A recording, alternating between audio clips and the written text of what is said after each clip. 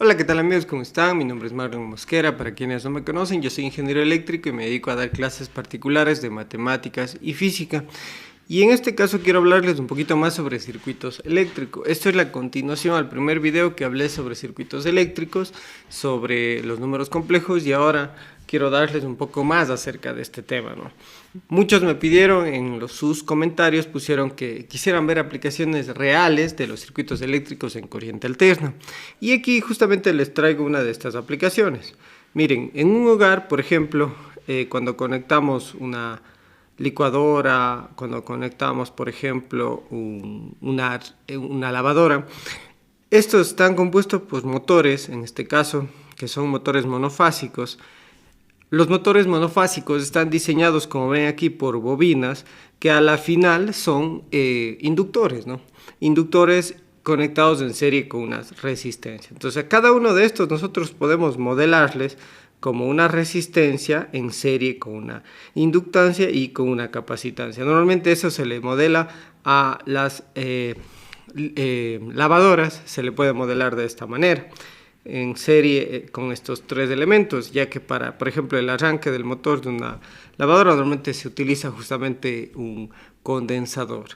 Y para una licuadora podemos verle simplemente una resistencia en serie con una inductancia.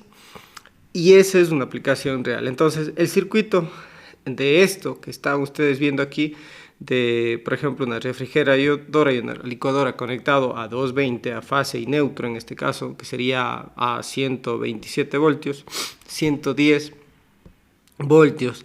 En este caso se le puede modelar de esta manera, miren. Está conectado a la red eléctrica de 127 voltios, 0 grados. Como son monofásicos, tenemos la fase y el neutro. Aquí estaríamos la tierra, que a veces se le utiliza, pero en este caso sería el neutro, y la fase, la parte de acá. Y ya, entonces estaríamos viendo a estos electrodomésticos como si estuvieran conectados en paralelo a la red. Esa es una aplicación real. Otra aplicación, fíjense, son las líneas eléctricas. Una línea eléctrica como tal, ya que cada línea eléctrica transporta prácticamente una onda electromagnética.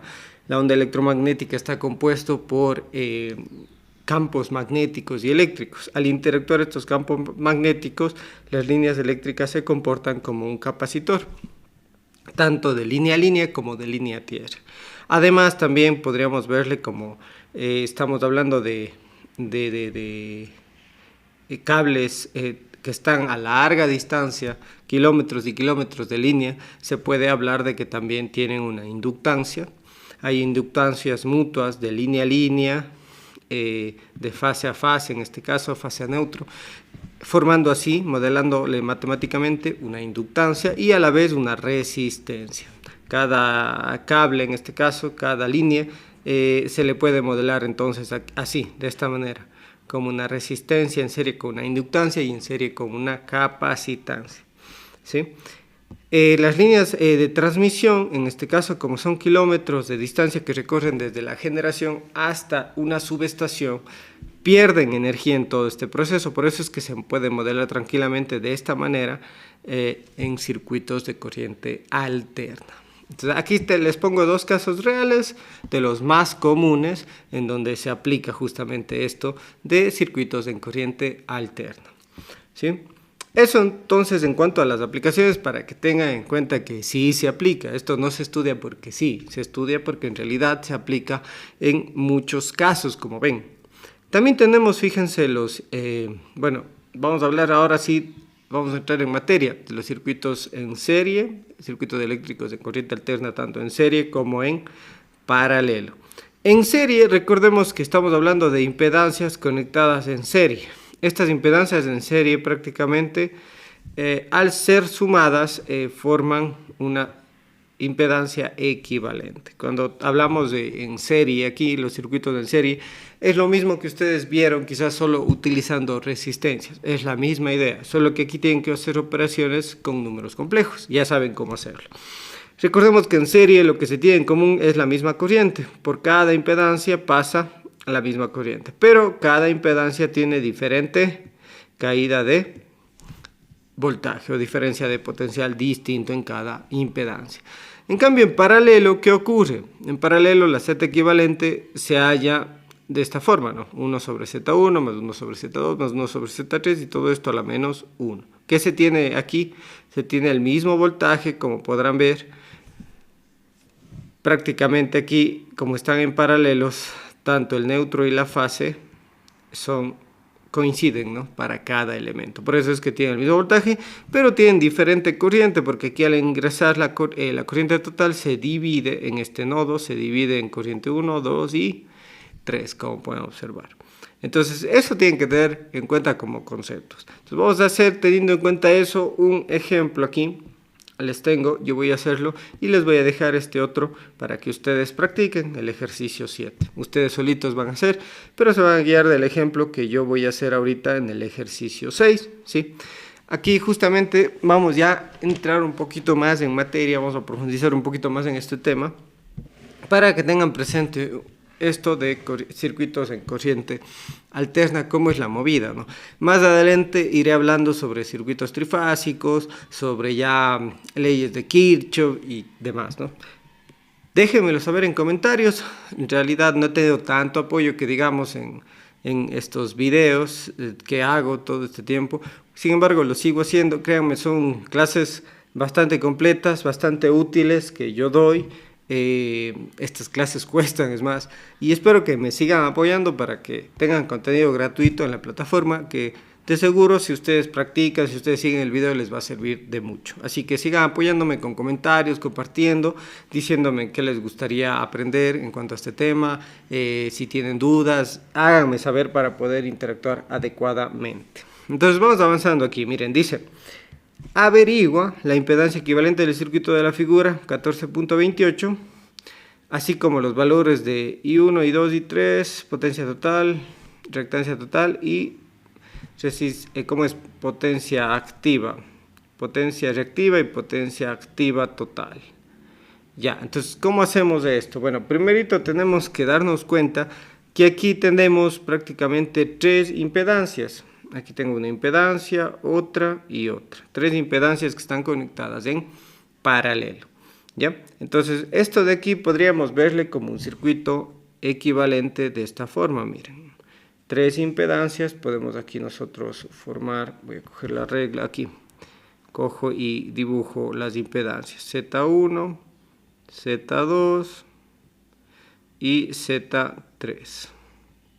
Vamos a hallar estas 3 impedancias de estas 3 ramas y de ahí pues le hacemos, en este caso, sacamos la impedancia total, ¿no? En este caso está bastante sencillo, pero vamos haciéndole rapidito entonces, en este caso, a ver. Ahí está. Entonces esto sería, fíjense, Z1, Z2 y Z3. Ya, Z1 ¿a qué es igual? Fíjense ustedes, Z1 sería nuestro fasor que está ubicado en esta rama de aquí. Tenemos una inductancia de 10 ohmios y una capacitancia de 20 ohmios.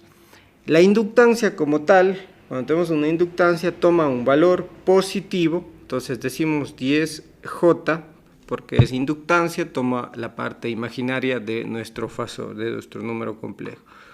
Seguimos, eso le restamos menos 20J, ¿por qué? Porque como aquí tenemos una capacitancia, le damos signo negativo. Entonces, sumando 10 menos 20, ¿qué nos queda? Menos 10J, en este caso, ohmios, ¿no? La impedancia de la rama 1. La impedancia de la rama 2, Z2, noten ustedes, en cambio tenemos ya una resistencia de 20 ohmios en serie con una capacitancia. Entonces aquí toma ya un número complejo, la parte real sería 20 menos 10J ohmios, en este caso Z2, ¿ven?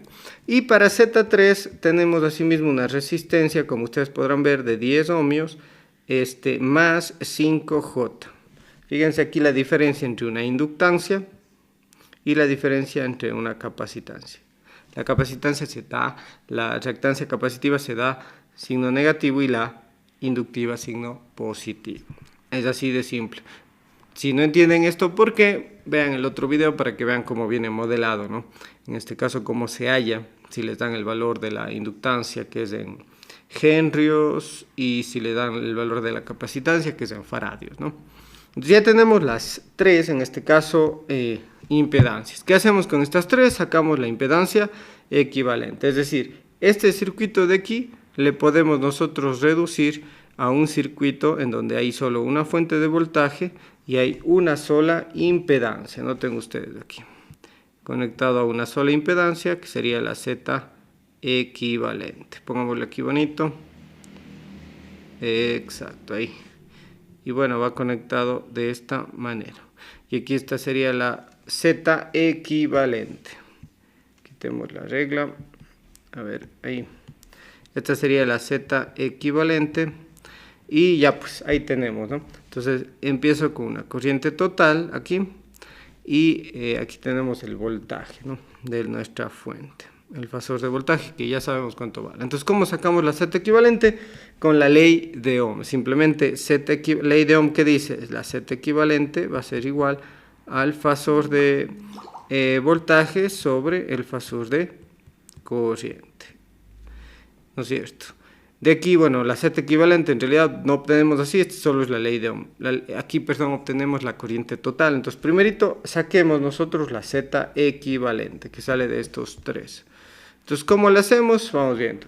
Z equivalente tendría que hallarle de la siguiente forma. Sería 1 sobre Z1, como vimos, ¿no?, ya que están en paralelo, más 1 sobre Z2, más 1 sobre Z3.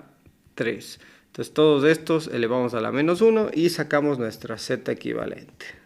Entonces para ello necesitamos, noten, hacer cálculos con números complejos. Yo les recomiendo ya para esta parte que usen la calculadora. En mi caso yo tengo esta calculadora que es la FX570ES, la Casio, ¿no? Me sirve mucho esta porque me permite hacer operaciones con números complejos. Caso contrario, hacer estas operaciones resulta un poco largo. Se puede hacer, no digo que no, pero resulta un poco largo. Entonces con la calculadora se facilitan bastante. Entonces aquí, por ejemplo, iría, miren, 1 sobre menos 10J, acá más 1 sobre 20 menos 10J y más 1 sobre 10 más 5J y todo esto a la menos 1. ¿Cuánto sale esto? Voy a hacerlo en mi calculadora rapidito. Quedaría 1 para menos 10J. ¿Dónde está? Pues creo que no cogí números completos. Hay que escoger primerito Shift, poner menú y escoger números complejos, ¿no? Sí, el 3, el 1, ya. Entonces voy a manejarme aquí con forma rectangular mi número. Entonces digo 1 sobre menos 10 J. No me sirve el I. ¿Qué pasó? ¿Dónde estaba el I? No me sirve. A ver, esperen un segundito. El 2. Ahí está, ya. Entonces ahí ya le escogí. Sería 1 sobre 1 para 10i. Menos 10i, el otro sería más 1 entre 20 menos 10j, menos 10i, y el otro sería más 1 entre 10 más 5i. Eso, y todo esto elevado a la menos 1. Sale, miren ustedes, prácticamente 75/13, la parte real, menos 50/13 en J, la parte imaginaria. Y esa sería nuestra Z equivalente. Ya tenemos, ¿no? De ahí entonces podríamos sacar ahora sí nuestra corriente total para todo este circuito. ¿Cuánto sería? Fíjense, de la ley de Ohm que tenemos aquí, la corriente total que va a ser igual al voltaje de la fuente, fasor de voltaje, sobre la Z equivalente, lógicamente. Ahí está. Entonces, el voltaje de la fuente vimos que es ¿cuánto? Aquí está, miren, 100 voltios, 50 hercios de frecuencia. En este caso sería 0 grados. Entonces podemos ponerle en polar esto, ¿no? 100 voltios a un ángulo de 0 grados. O sea, solo tiene parte real, sería. Sobre la Z equivalente, que podemos verle también esto en forma polar, podríamos pasarle esto a forma polar. En este caso, déjenme verle cómo le podemos pasar. vamos a pasarle aquí en forma polar en la calculadora. También se puede ir haciendo todo este asunto. A ver, permítanme.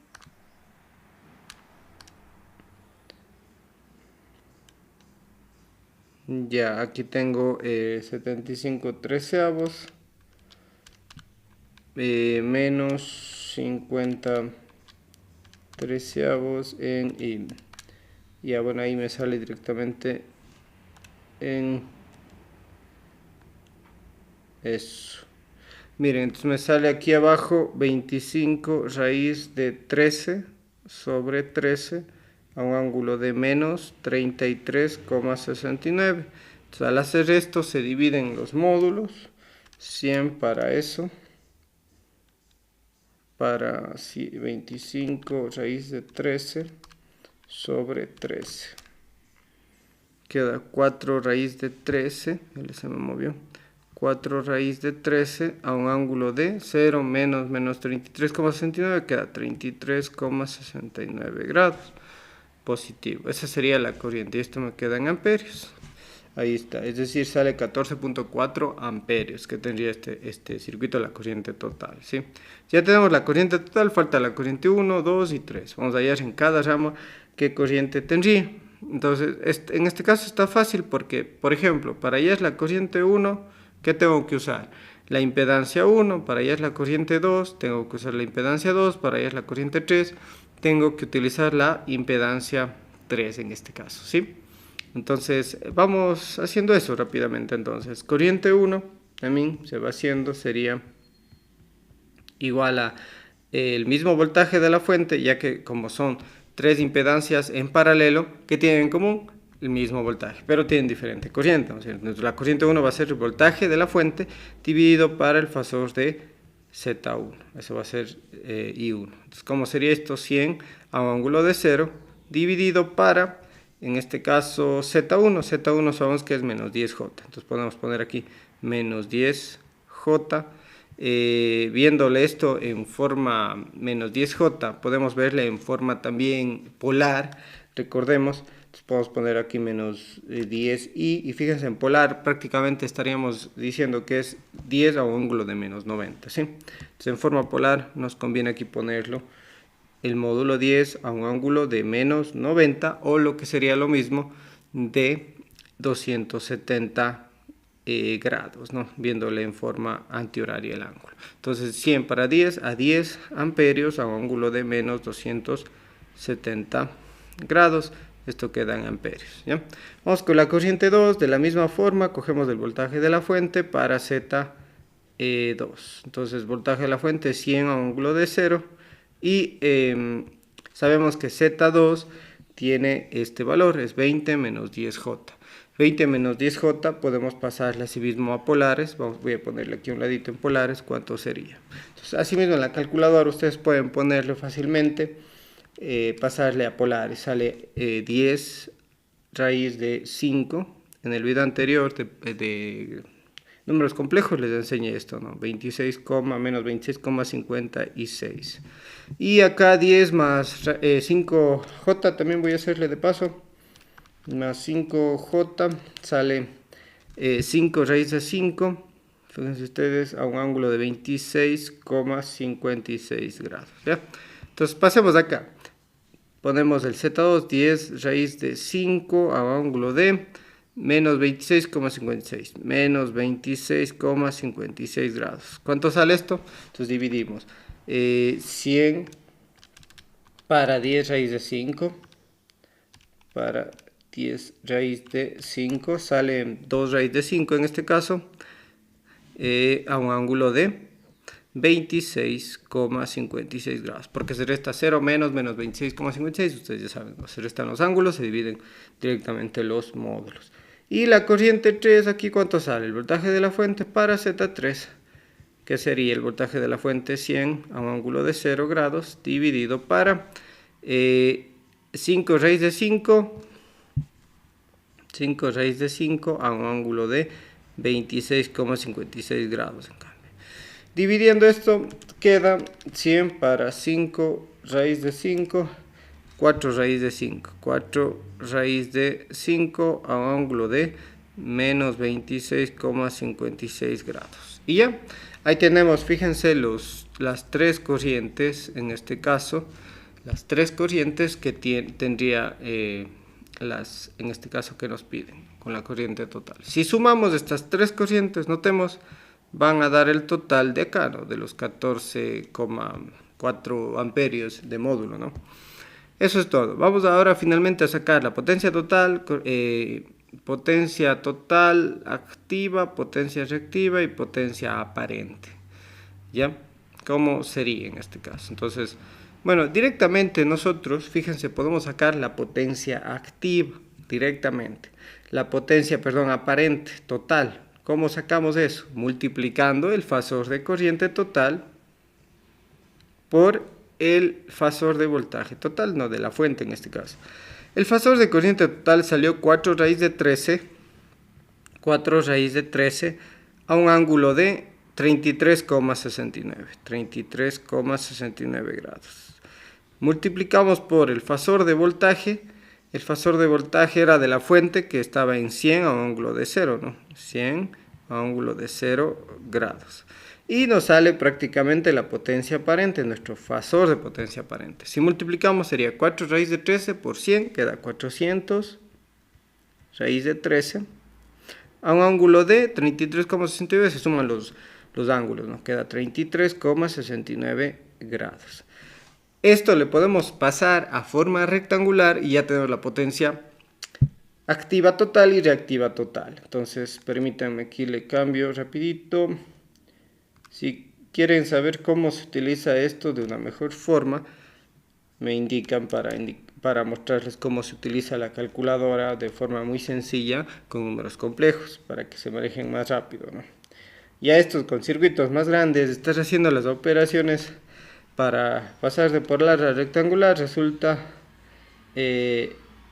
poco práctico, ¿no? Entonces miren lo que sale, 1200 más, y aquí ya redondeo, porque sale 799.99, pongo más 800, mejor ya redondeando a J. Noten entonces, prácticamente aquí tengo, en la parte real sería mi potencia total activa y la parte imaginaria sería mi potencia total reactiva. Y ya. Entonces ahí están, miren los valores. Potencia total, ¿cuánto ha sido?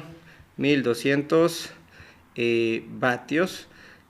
Potencia total reactiva sería 800 voltamperios reactivos, y aquí queda esto en voltamperios. Recuérdense la potencia aparente.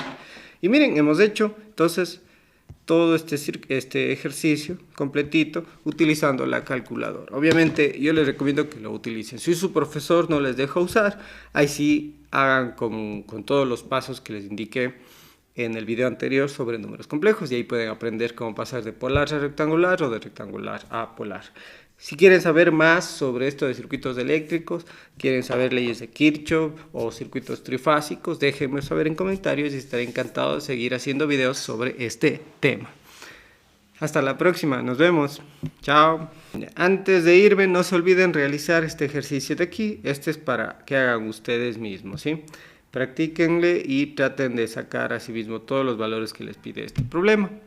Pongan pausa el video y resuelvan el ejercicio. Si no pueden hacerlo, guíense de acuerdo a lo que les indiqué en el video. Listo. Y eso sería todo ahora sí.